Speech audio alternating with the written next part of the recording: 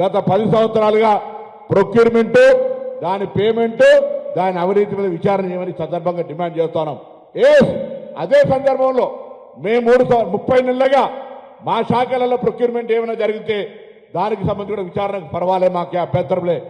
కానీ బట్టగాల్సి మీద వారేసి కష్టపడి యువజన కాంగ్రెస్ ఎన్ఏసీ నుంచి ఎదిగిన లక్ష్మణ్ కుమార్ గారు ఇలా పద్మశ్రీ అవార్డు గ్రహీత, ఈ దేశంలో అత్యున్నతంగా ఇచ్చే పద్మశ్రీ అవార్డు గ్రహీత, భారత కెప్టెన్, ఇటీవలనే మంత్రిగా తీసుకున్నటువంటి అజరుద్దీన్ గారిని విద్యార్థి రాజకీయాల నుంచి నేను చెప్తాను. అందుకే ప్రవీణ్ కుమార్ మా దగ్గర ఎస్పీ పనిచేసినప్పుడు మా నిబద్ధత తెలుసు, మా పోరాటం తెలుసు. వట్టిగానే గెలికి ముచ్చుకొని అనవసరంగా ఇబ్బంది పడద్దని చెప్తా ఉన్నా.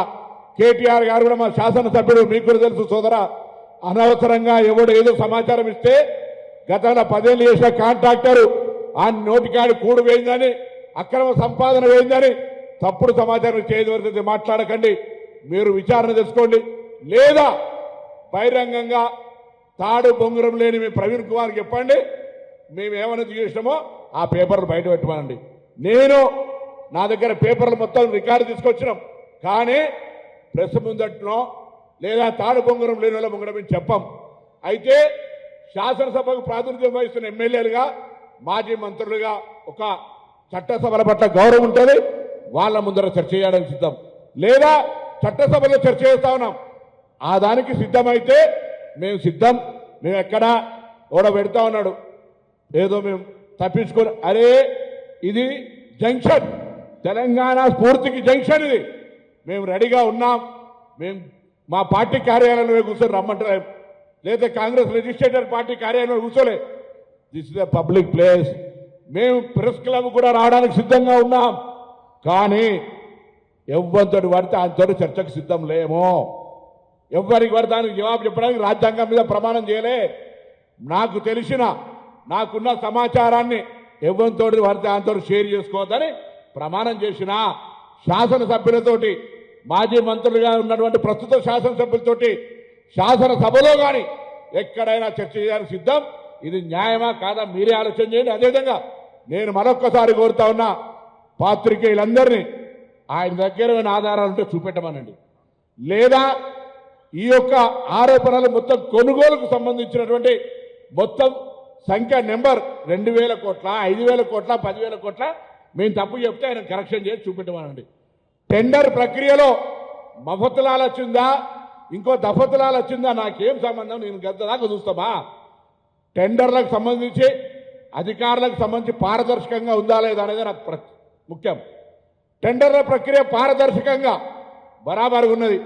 అయినా వీళ్ళందరూ ప్రవీణ్ కుమారో, హరీష్ రావు, కేటీఆర్ మాట్లాడుతూ ఉంటే నేను పెద్ద ఆయన చంద్రశేఖరరావు గారిని కోరుతా ఉన్నా, ఒక్కసారి వీళ్ళని అదుపులో పెట్టుకోరు, లేకపోతే మీకు చెడ్డ పేరు వస్తుంది. మీరు రావాలంటారు వీళ్ళు. ఇగో ఇటువంటి అన్ని దగులుబాజీ మాటలు మాట్లాడుతూ ఉన్నారు ఇలా. అరే మీకు కూడా తెలుసు కదా మేము ఎటువంటి విధంగా రాజకీయం ఎదిగినామో. మీరు గతంలో మా దగ్గర పార్లమెంట్ సభ్యులు కదా, లక్ష్మణ్ కుమార్ ఏడికే కష్టపడి వచ్చిండు, వాళ్ళ నాయన నాగయ్య గారు సింగరేణి కార్మికుడిగా ఎంత కష్టపడితే ఇలా రాష్ట్ర మంత్రి అయిండు. ఎందుకు బట్టగాల్సి మా మీద వారేపిస్తారు? మేము రాజకీయంగా ఎదగడం మీకు ఇష్టం లేదా? మా జిల్లా సంస్కృతిలో భాగంగా ఏమి ఇబ్బంది పెడతా ఉన్నాం? ఎక్కడైనా మేము మళ్ళీ చెప్తా ఉన్నాం, మేము అవినీతి చేసినట్టు నిరూపిస్తే నీ దగ్గర ఏ ఆధారం ఉన్నా, నిన్న లక్ష్మణ్ కుమార్ చెప్పినట్టుగా మేము గతంలో కూడా కరీంనగర్లో కానీ ఇతర సందర్భాల్లో చెప్పినాం, మీ ముగ్గురం ఇక్కడనే ముక్కు నేలకు రాసి మా యొక్క రాజీనామాలు ఇస్తాం, లేకపోతే మీరేం చేస్తారో చెప్పండి. ఛాలెంజ్ చేస్తా ఉన్నాం. ఊరికే ఎవ్వడు పడతాడు, ఏది పడతాడు, కోరికిసుకగాడు మాట్లాడితే రోజు జవాబు చెప్పాం. ఇది లాస్ట్ ప్రెస్ కాన్ఫరెన్స్. వస్తే శాసనసభకు రండి, లేదా ప్రెస్ క్లబ్కు రండి. మంత్రులుగా, శాసనసభ్యులుగా, మాజీ మంత్రులుగా ఇప్పుడు శాసనసభ్యులు రండి, టైం చెప్పండి, బరాబర్ మేము వస్తాం. దీనికి ఫర్దర్ డిస్కషన్ లేదు. మీ దగ్గర ఏం ఆధారం ఉంటే అది పత్రికలకు ఇవ్వండి, ఎందుకంటే మీరు తాడు బొంగరం లేదు. మేము రాజ్యాంగం మీద ప్రమాణం చేసినాం.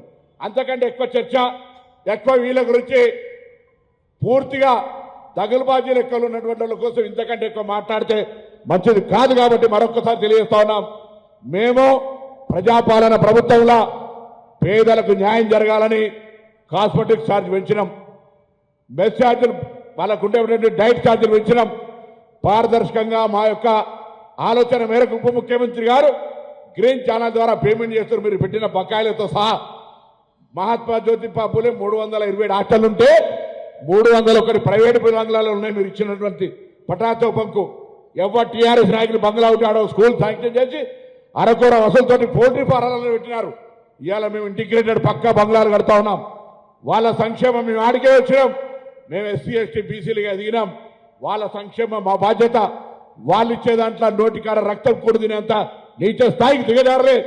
నువ్వేమైనా గతంలో ఆ యొక్క సోషల్ వెల్ఫేర్ ఆఫీసర్ ఉండి నువ్వేమైనా తిన్నావు కావచ్చు, ఆ అలవాటు కొద్దీ ఏమైనా ఆలోచన చేస్తుండొచ్చు.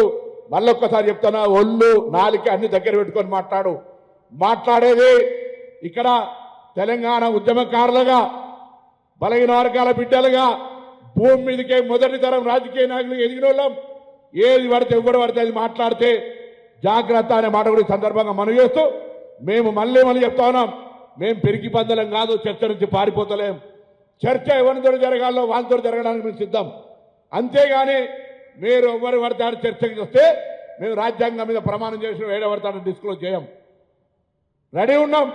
శాసనసభ దేవాలయం రండి, చంద్రశేఖరరావు గారు రమ్మనండి, బరాబర్ డిస్కస్ చేద్దాం. వెల్ఫేర్ 10 ఏళ్ల తెలంగాణ వచ్చడానికి ఏమైంది, ఇప్పుడేమైంది, ఎక్కడ అవినీతి జరిగిందో మేము నీ 10 ఏళ్ల పూర్ణితి శవాల మీద పేలాలు ఏరుకున్నట్టుగా బలహీన వర్గాల ఎస్సీ ఎస్టీల పేరు తింటే తిన్నర్తి అని ఊరుకున్నా.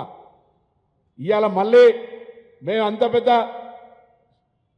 కింది స్థాయి వ్యక్తులకు సంబంధించినటువంటి ఆలోచన చేసేటువంటి మానసిక స్థితిలేమో మేము మా వాళ్ళని ఎదుగుచేయాలి, మా వాళ్ళు ఉన్నతంగా తీసుకుపోవాలని ఆలోచనతో ఉన్నాం. కాబట్టి మరొక్కసారి మేము ఈ సందర్భంగా తెలియజేస్తూ తప్పకుండా మేము రెడీ.